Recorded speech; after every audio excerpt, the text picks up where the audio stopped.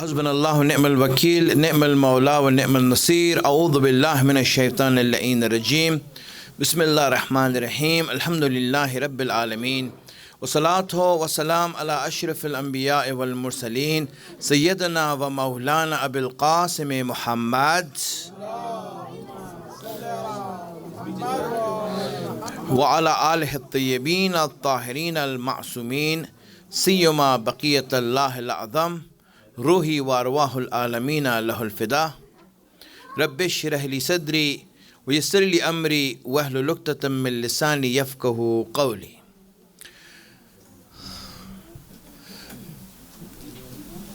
As we navigate our way through life and trying to find out what the purpose is and what this life is all about and trying to define our own life, it is important to take instructions from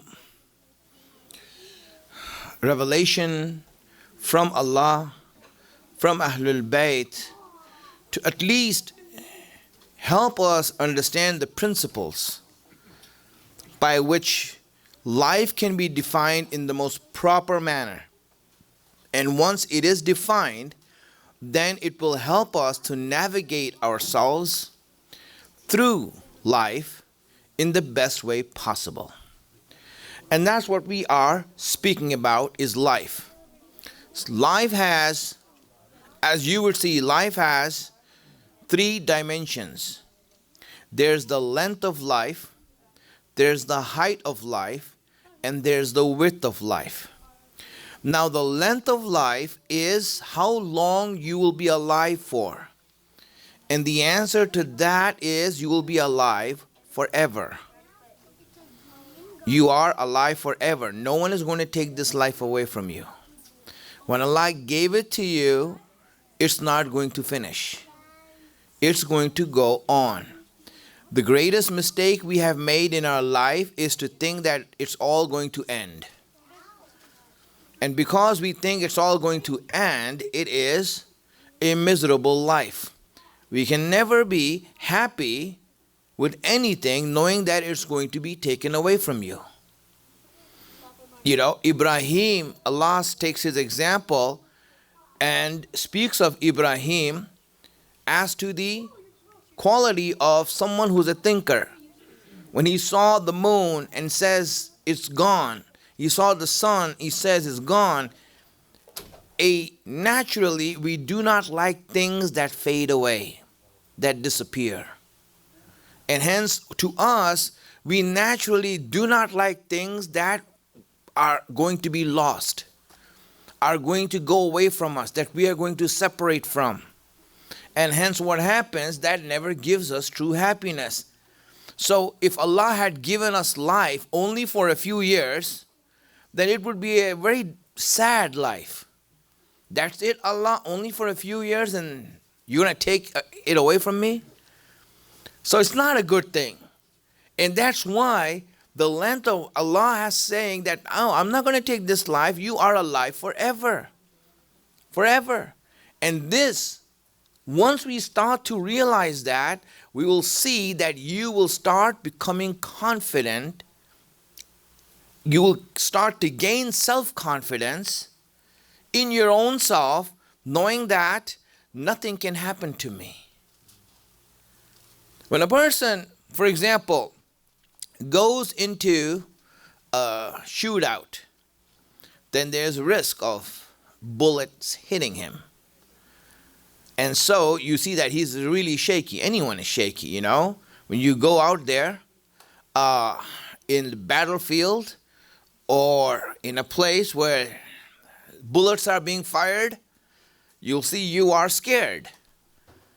And any bullet that comes is going to hit you, is going to hurt you.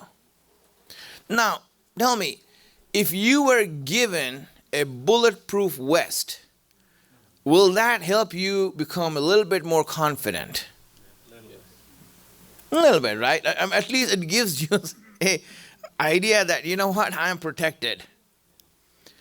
Now, let's say if you were given a full bulletproof armor that no bullet can hurt you, no matter where it hits.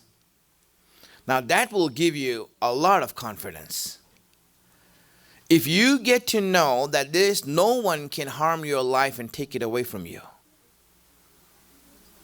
that's the same feeling of confidence a person has. I'm confident nothing's going to happen to me. I am fine. I am fine. And when you understand that, then you understand that, you know what? If death is just a door that takes me from one room to another, whether the door is here or one room later, it doesn't matter. It doesn't matter. I have to go there anyway. That's where I belong. And hence what happens is that then you gain the confidence of overcoming the fear of death. If a person doesn't believe in life, he will never conquer the fear of death. And the fear of death will overwhelm his life, and really his life will just be led in this fear and will never amount to greatness. A person cannot become great by fearing death. He'll become good. Yes, it'll help you to rectify yourself and you'll become good, but you'll never become great. You become great when you understand life and start believing in your life. That's where greatness comes in. That's where people achieve that amazing result of success. The people who died with Imam Hussein did not conquer death. They started to believe in their lives.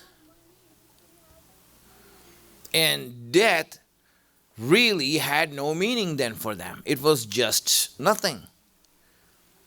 But if they had feared death, it will become so overwhelming that they would never go forward with it. And this is something that we need to understand about life. Things about life, as I'm explaining to you, are things that when a person understands this, that's what happens. Now, the height of life is what you achieve of this life. What do you want to be in the hereafter, in your real life, depends on what you do right here and what you achieve right here. That's why if you want to achieve greatness, then you have to live life that way. A misunderstanding amongst people is that life, we need to sacrifice this life for that life. And by that they mean, do not enjoy anything here. Abstain yourself from any enjoyment here so that you can get it in the hereafter. Now this has led a lot of people down the tube into a really bad situation. So let me explain that. We said a salawats.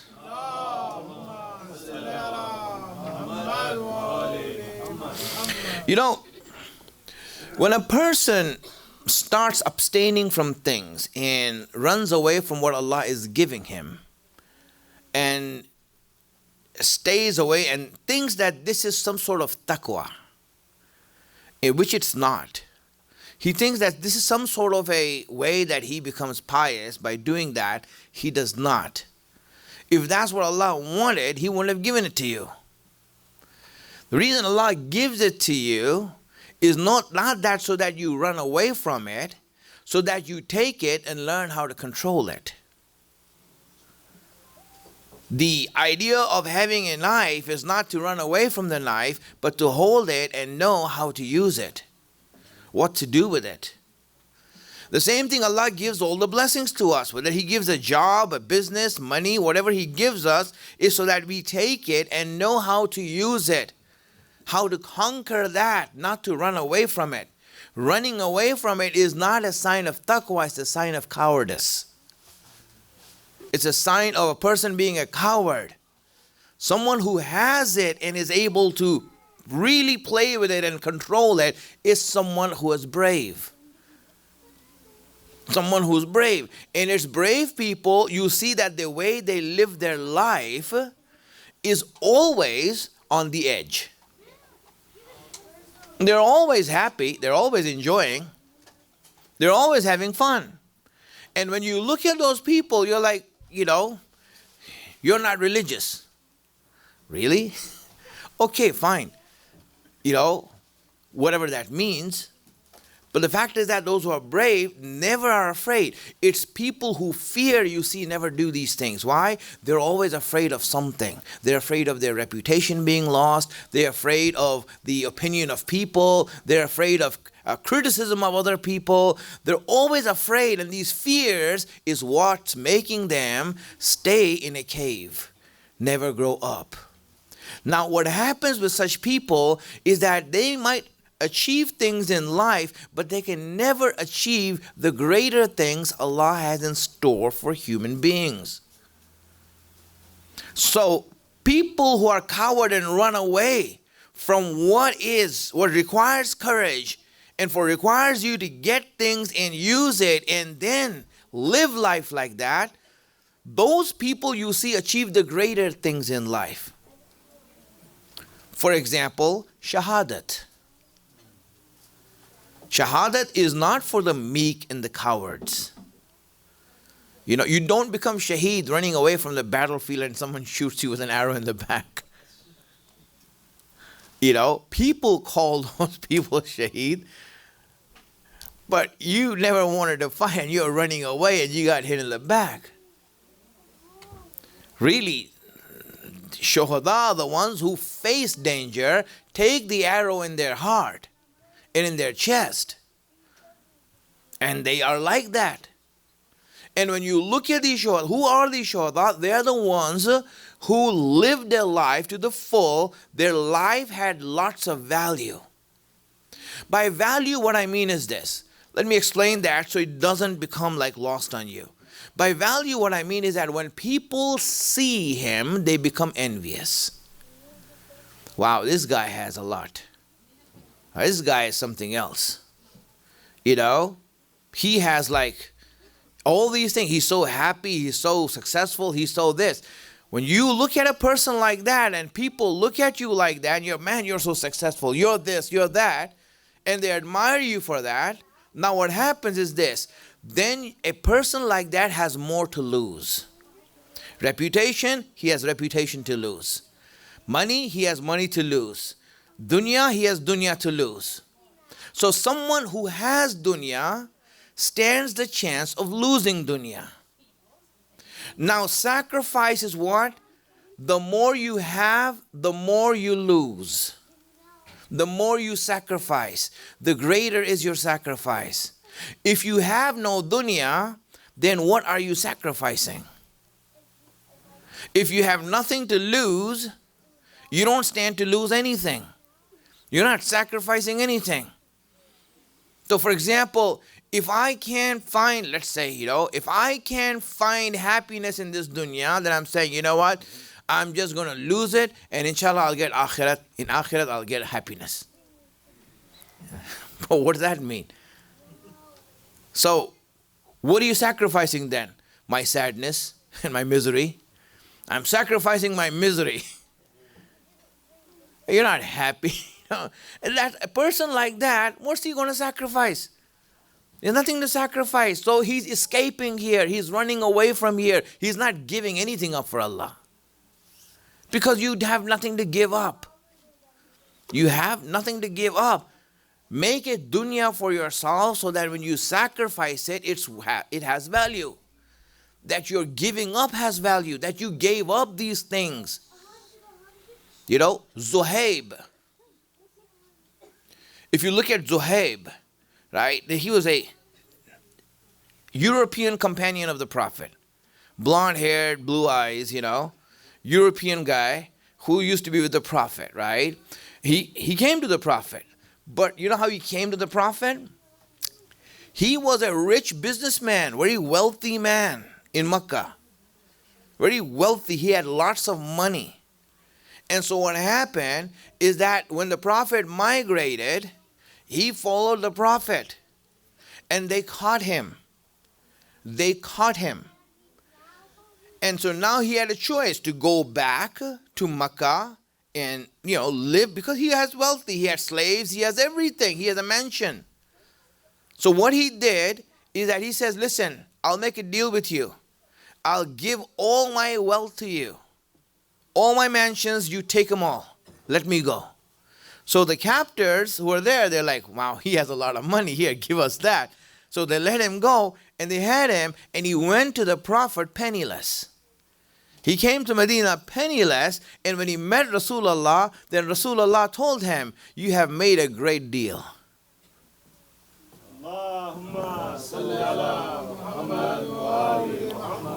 His stature in the eyes of Rasulullah is different than someone who has nothing and is running away.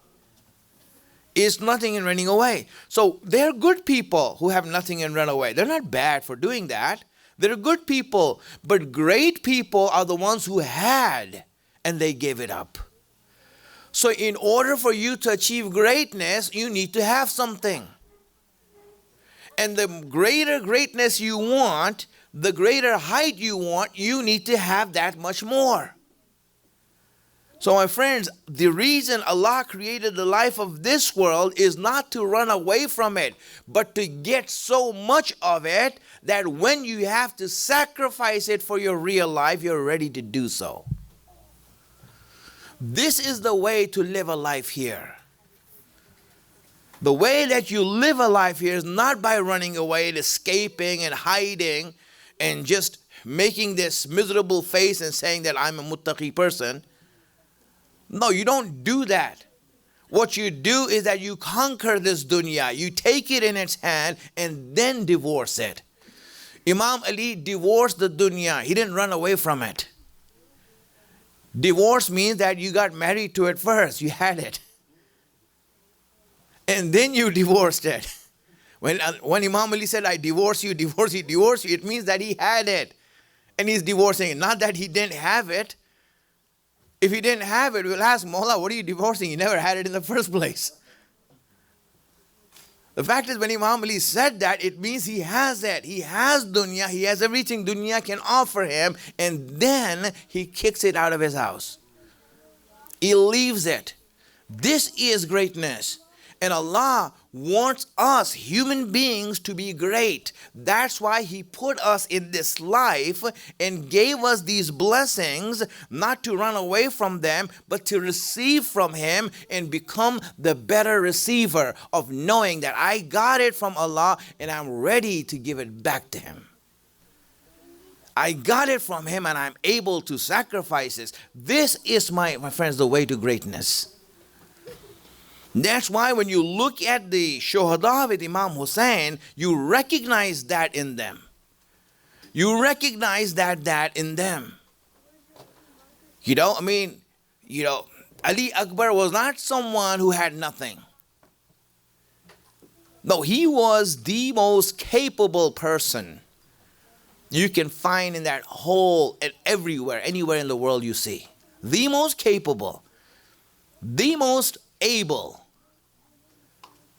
the person who had the best capacity for everything, the most looked upon, the most, you can say, sought after person in that whole field. That's why his sacrifice means a lot. He sacrificed a lot. Imam Hussein sacrificed a lot, losing a son like Ali Akbar. It's not that easy. Friends, the higher you go, that's why the sacrifice means something.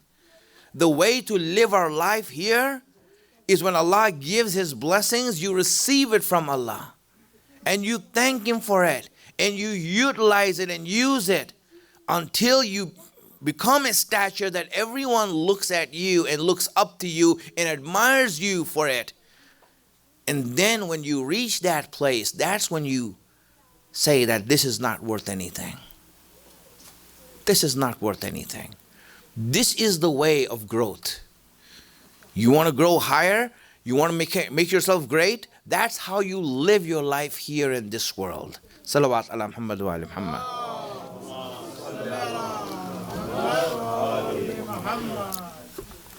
The issue is that mediocre people cannot understand greatness. They cannot deal with it. Whenever a person is mediocre, you will see that he is a slave of dunya. that anything that happens, he's like holding on to it, scared of losing it. That person doesn't understand greatness. In fact, he looks at it and he's scared of it. He's scared of people who are great. Because to him, these people have no fears. And when you have no fear, you're dangerous and you're going to put everyone else in danger. There's a lot of fear in them like that. And what happens is that when you have those fears, how can you ever conquer those things that are bringing fear into you? If money is so important to you that you can't lose it, and that you're willing to hurt others to make sure that you don't lose it, then you will never be able to conquer money. Money is ruling you. It has enslaved you. You are just a slave now of money. Relationships, same thing.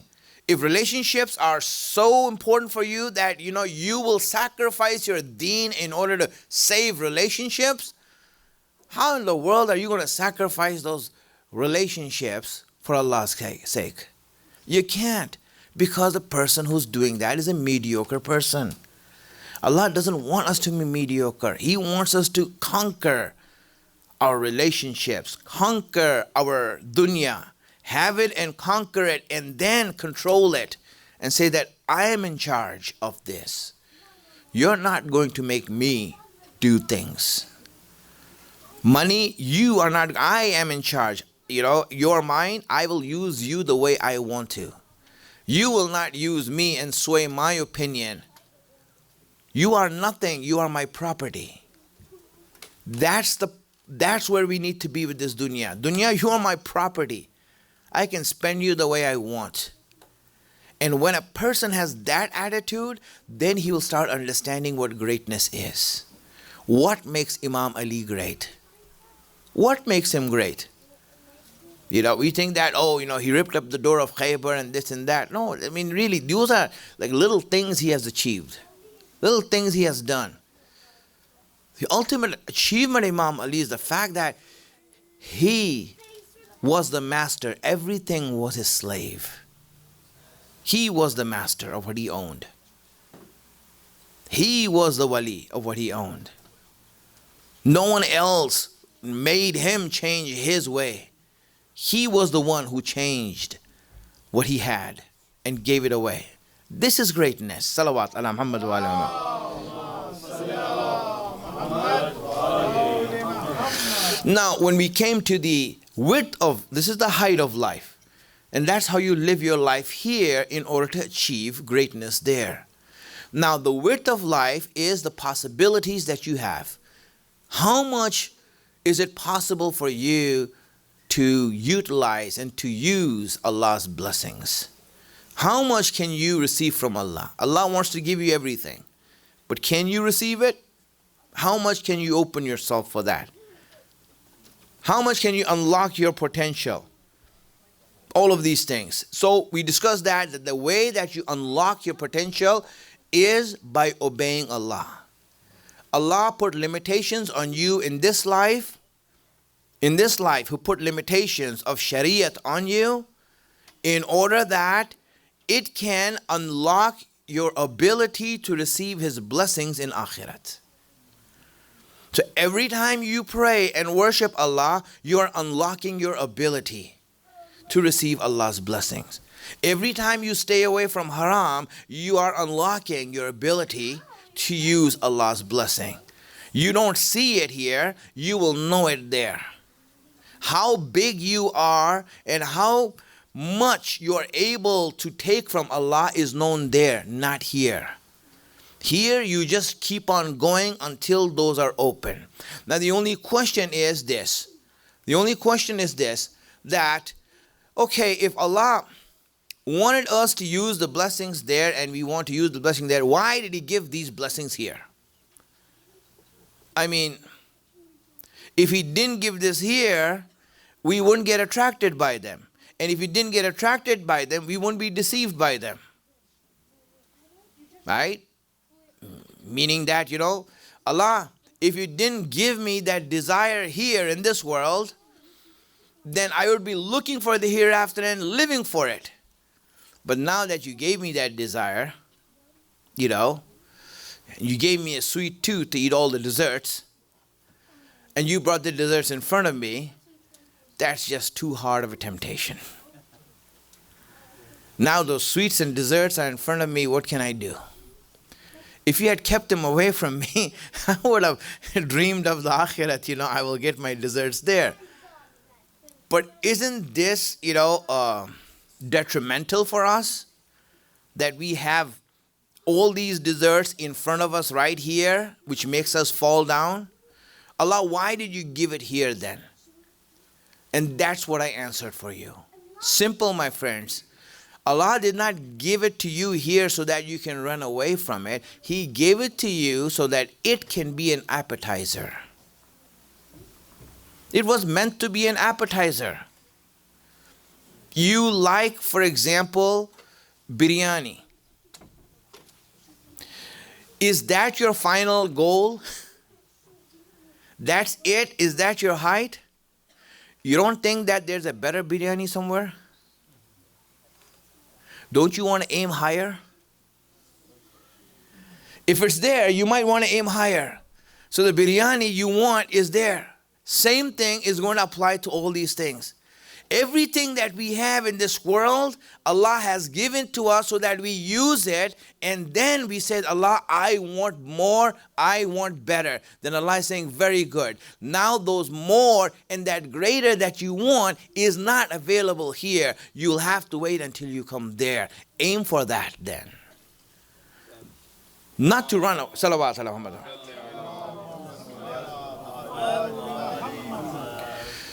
That's the way it is. And really, and this is what we are about here. We are about achieving greatness here. And greatness, in order to achieve it here, you have to use the blessings Allah has given you, utilize them, conquer them, control them, and use it to achieve greatness. That's the way to do it. You cannot do it by running away. That is not the meaning of taqwa.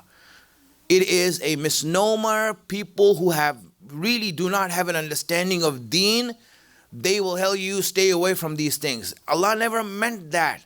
Ahlul Bayt never thought that. In their life, they never did that. If you look at Rasulullah, he partook in every social activity that is meant for human beings. He partook in that. He got married. He had children. He had friends. He had relatives. He had friends. He had a social life. He wasn't running away and hiding from them. He went there, stood with them, sat down with them, spoke to them, and then did not do ghibat. Then did not lie. He wasn't running away and hiding in the mountain and not doing ghibat. That would have been easy. Just stay away from everyone, and you will assure yourself that you will never lie in your life. Everyone can do that. He made himself be around people and did not do it. That's the idea. You live your life to the full and then protect yourself from haram. So I will end over here, and I ask Allah subhanahu wa ta'ala to give us a tawfiq and the blessing to be on the right paths, the wisdom to understand His guidance, hasten the reappearance of our Imam, make us His helper when He comes. Wa akhiru da'wana, alhamdulillahi rabbil alameen.